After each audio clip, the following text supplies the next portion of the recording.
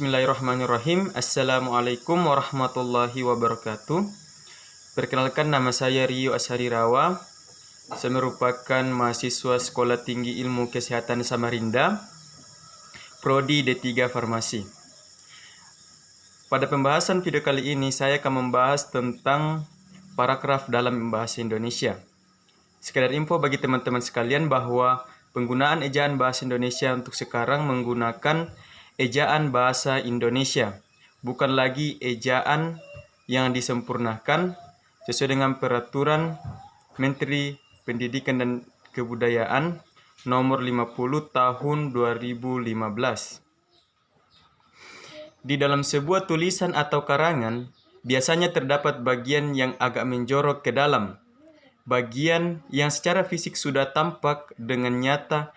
Karena adanya tanda menjorok itu disebut paragraf. Dengan kata lain, batas-batas paragraf ditandai idensi atau dimulai pada huruf kesekian dari margin kiri.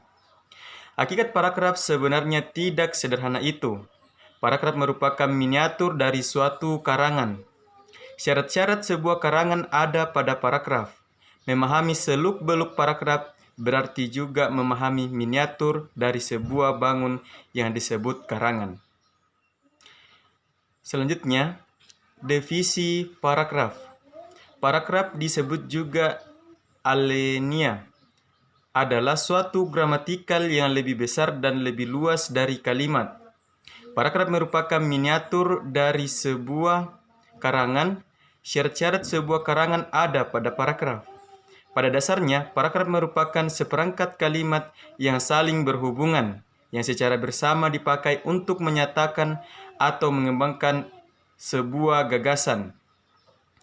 Paragraf merupakan inti penuangan buah pikiran dalam sebuah karangan dan didukung oleh himpunan kalimat yang saling berhubungan untuk membentuk sebuah gagasan. Setiap paragraf harus menyampaikan sebuah gagasan utama. Gagasan utama tersebut harus dijelaskan oleh gagasan-gagasan bawahan sehingga dalam paragraf terdapat beberapa kalimat yang saling terkait. Dalam rangkaian kalimat itu, tidak satupun kalimat yang bertentangan dengan kalimat gagasan utama dan kalimat-kalimat gagasan bawahan. Ciri-ciri paragraf. Secara umum, paragraf yang efektif mempunyai ciri-ciri yaitu: 1. Mengandung satu gagasan utama yang dijelaskan dengan beberapa pikiran penjelas. 2. Pikiran penjelas yang betul-betul mendukung gagasan utama.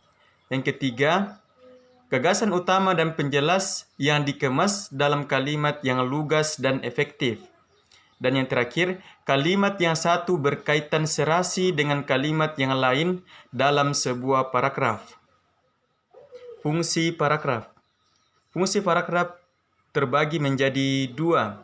Yang pertama adalah fungsi paragraf untuk pembaca dan kedua fungsi paragraf untuk penulis. Pertama, fungsi paragraf untuk penulis adalah sebagai berikut. Yang pertama, paragraf memudahkan pengertian dan pemahaman dengan menceraikan satu tema dari tema yang lain dalam teks. Kedua, paragraf merupakan wadah untuk mengungkapkan sebuah ide atau pokok pikiran secara tertulis.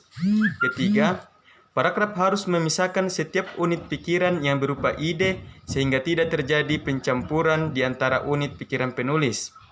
Keempat, penulis tidak cepat lelah dalam menyelesaikan sebuah karangan dan termotivasi masuk ke dalam paragraf berikutnya. Kemudian fungsi paragraf untuk pembaca. 1. Dengan memisahkan atau menegaskan perhentian secara wajar dan formal, pembaca dapat dengan jelas memahami gagasan utama paragraf penulis. Kedua, pembaca dengan mudah menikmati karangan secara utuh, sehingga memperoleh informasi penting dan kesan yang kondusif.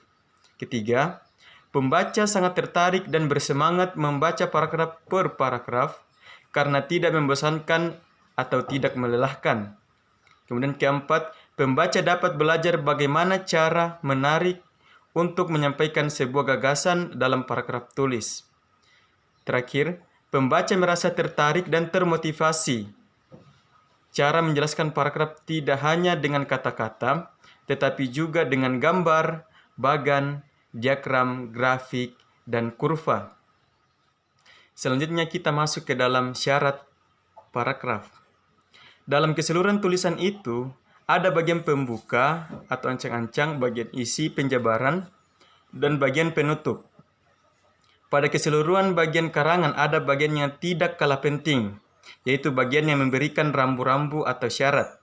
Rambu-rambu yang dimaksud adalah penanda hubungan antar bagian yang sangat mutlak diperlukan untuk membangun paragraf yang baik. Perincian mengenai rambu-rambu atau syarat paragraf yang baik adalah sebagai berikut.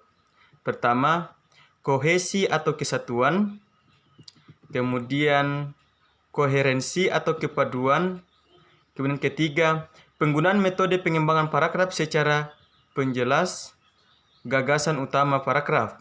Kemudian keempat, setiap paragraf harus mempunyai satu gagasan utama yang ditulis dalam kalimat topik.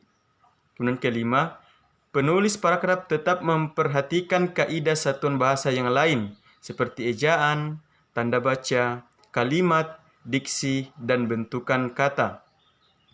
Selanjutnya, dalam penulisan karangan ilmiah, penulisan paragraf harus memperhatikan hal-hal teknis penulisan, seperti kutipan, sumber rujukan, tata letak grafik, kurva, dan gambar.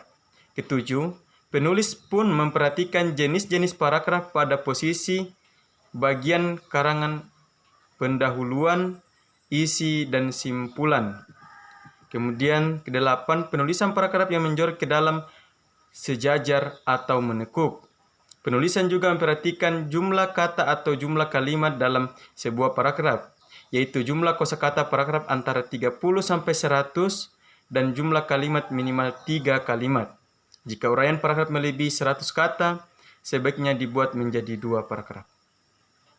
Ya, demikian pemaparan materi paragraf dalam bahasa Indonesia.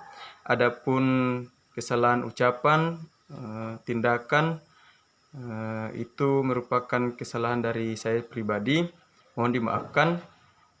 Sekian, wassalamualaikum warahmatullahi wabarakatuh.